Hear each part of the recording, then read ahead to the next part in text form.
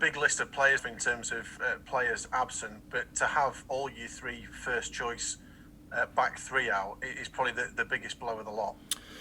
Yeah, it seems that way this year, that the injuries have come really in a place where we've been at our best over the last, we have to have a structure to play from, but especially going to the Premier League, settled, consistent side, and we've talked about the back eight, whether it's the back three and the five ahead of them, or however you want to measure it up. But one of the best defensive records last year, as we talked about, allows you to get a foothold in the game and take those opportunities, which we did last year, to not take them this year. The other way, obviously, has been hugely disappointing. We've not had too many injuries, big injuries to the boys at the top of the pitch. Obviously, Ollie Mack has had his shoulder injury. Lees has had his issues. The skipper obviously had the infection, and obviously Dave McGoldrick's had some issues as well. So just to, as I said, add three players that have not been affected by injury and illness all season is going to is a tough situation. And I've got to say as well, you might talk about what issues that were talked about at the start of the season about the amount of games. We've got the same muscle injuries as we had last year to this year, and we were fine and grateful that we had a healthy record. So obviously off the back of that, I would say sort of 80 and 90% of our injuries have been impact injuries that really, like the impact on Jayden Bogle, the in control challenge that I was told from the assessment that I get back given to me, in control, not reckless challenge by the goalkeeper on Jayden Bogle has put him out for 2 weeks. And as I said afterwards, delighted when you look at that the boy isn't out for a bigger period from that. So yeah, another impact injury, which goes along with the other injuries that we've had. In terms of Chris Basham, are you able to say how long he's likely to be out for, Chris? Yeah, possibly 3 to 4 weeks. He's one of those that's hovering between the 3 and 4 week mark.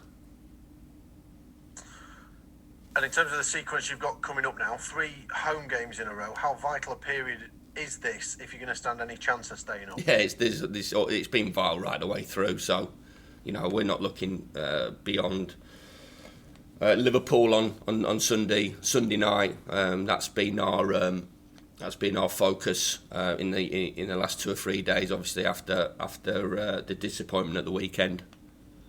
Clearly keen to keep that belief, isn't it? Though you've seen with Fulham what their situation has changed after a run of good results just over recent weeks. Yeah, it is. Well, I'm not really interested in what happens to other clubs. We'll always believe and we'll always be positive, and I'm a positive manager, as I've said, and we believe that we can win games of football, as I've talked about.